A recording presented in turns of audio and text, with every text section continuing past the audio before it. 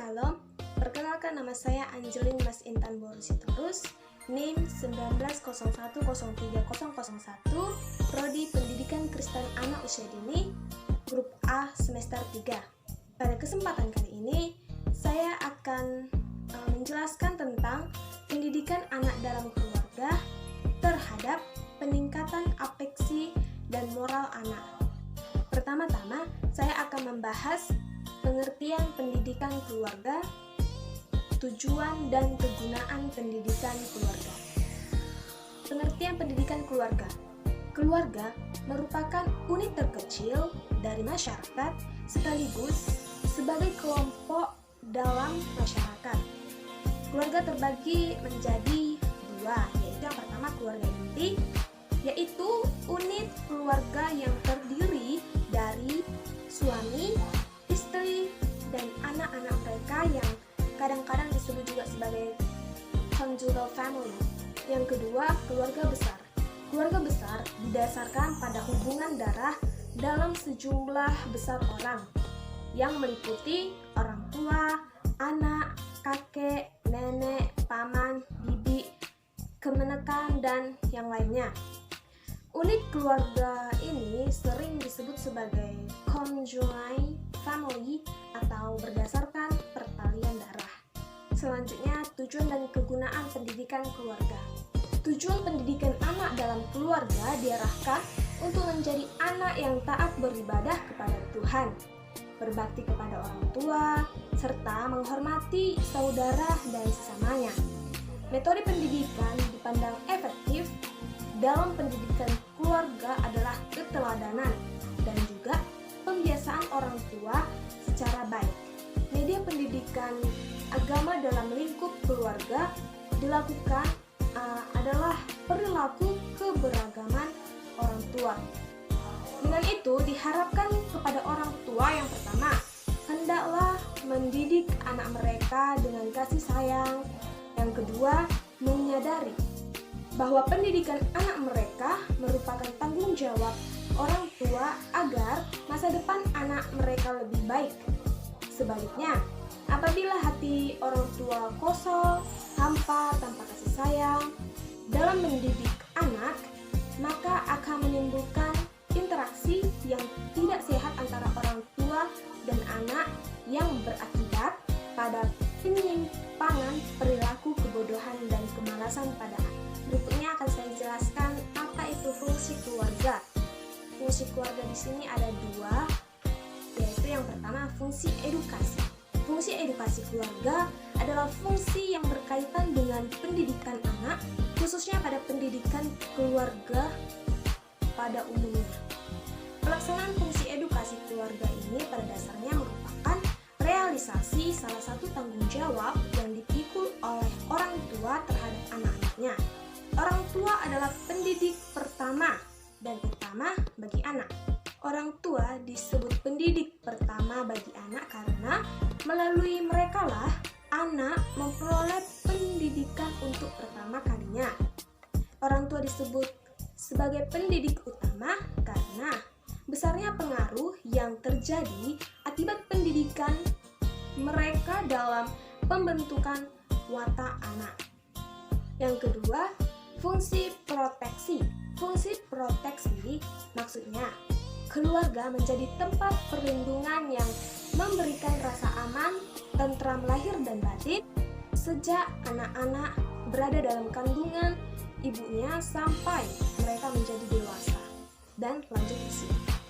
Perlindungan di sini termasuk fisik, mental, dan moral pada anak. Perlindungan fisik berarti melindungi anggotanya yang tidak kelaparan, kehausan, kedinginan, kepanasan, dan sebagainya. Sedangkan perlindungan mental di sini berarti agar anggota keluarga memiliki ketahanan psikis yang kuat supaya tidak frustasi ketika mengalami problematika. Adapun perlindungan moral supaya anggota keluarga mampu menghindari diri dari perbuatan buruk dan mendorong untuk dapat melakukan perbuatan yang baik sesuai dengan nilai norma tuntutan masyarakat di mana mereka hidup. Berikutnya, saya akan menjelaskan apa kegunaan bermain bagi anak. dapat dikatakan bahwa sebagian besar waktu yang ada pada masa anak-anak digunakan untuk bermain.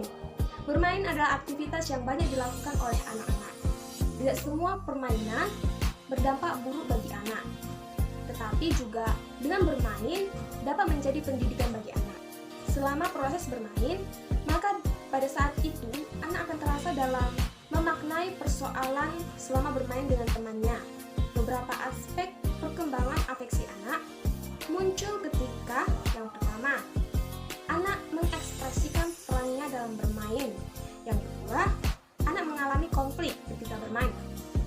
Satu alat mainan dapat menjadi rebutan antara satu anak dengan yang lainnya. Ketika anak bermain, anak akan belajar menahan diri untuk tidak melakukan agresi, sehingga memunculkan toleransi pada anak dengan harapan agar anak dapat terus bermain. Pengalaman ini akan memberikan manfaat pada perkembangan emosinya. Selanjutnya, saya akan membahas tentang moral bagi anak. Moral adalah suatu keyakinan tentang masalah baik dan buruk yang sesuai dengan kesepakatan sosial yang mendasari tindakan atau pemikiran. Semakin baik kemampuan berpikir seorang anak, maka semakin besar pula kemungkinan anak memiliki perkembangan moral yang baik. Anak dengan perkembangan moral yang baik diharapkan mampu memahami konsep moral yang baik dan kemudian berperilaku sesuai standar tersebut dengan konsisten. Selanjutnya saya akan membahas tentang tahap-tahap perkembangan moral pada anak.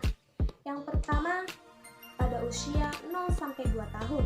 Pada tahap ini, seorang anak sepenuhnya bergantung pada ibu atau figur ibu. Ketika si ibu memenuhi kebutuhan si anak, fisik maupun mental, tumbuhlah kepercayaan anak pada si ibu. Tapi jika hubungan kepercayaan antara anak dan ibu tidak terjadi pada masa ini, maka dapat mempengaruhi tahapan berikutnya, yaitu kepercayaan anak pada lingkungan. Yang kedua, perkembangan anak usia 2-4 tahun. Pada tahap ini, anak sudah meyakini adanya hubungan erat dengan ibu atau figur ibu. Maka mulailah anak ini mengembangkan dirinya sendiri, mulai belajar untuk mandiri dalam batasan tertentu. Namun, mungkin timbul konflik antara ingin menjadi dirinya sendiri dan bergantung pada orang tua. Wajar jika pada tahap ini anak merasa ragu dan malu jika menjadi perhatian, apalagi jika ada penilaian terhadap perbuatannya. Yang ketiga, usia 4-6 tahun. Pada tahap ini, anak sudah mempunyai kepercayaan diri dan sadar dengan eksistensi dirinya. Anak mulai berinisiatif untuk mengatasi konflik. Hal ini didukung dengan kemampuan fisik anak yang sudah berkembang lebih baik. Poin penting pada tahap ini adalah jika anak mendapatkan kecaman atas inisiatif yang ia lakukan, maka kemungkinan anak akan merasa bersalah. Yang terakhir, tahap 4, yaitu usia 6-8 tahun. Pada tahap ini, anak mulai belajar banyak hal di sekolah. Dari hasil pembelajarannya ini, anak mulai menyadari kesamaan atau perbedaan dirinya dengan teman-temannya. Apakah hasil belajarnya sama dengan teman-temannya atau tidak. Selain itu, anak pun belajar banyak hal sebagai hasil belajarnya, termasuk tentang moral. Berbagai nilai dan norma menjadi acuan tindakan dan perilaku moral anak. Demikian tahap-tahapan perkembangan moral anak. Jadi, dengan demikian, dalam pendidikan moral untuk anak, tentu yang perlu ditekankan adalah pendidikan yang mengembangkan kemampuan anak untuk melakukan pertimbangan moral dengan baik. Kemampuan ini menjadi modal utama anak dalam menjalani kehidupannya kemudian. Sementara isi pertimbangan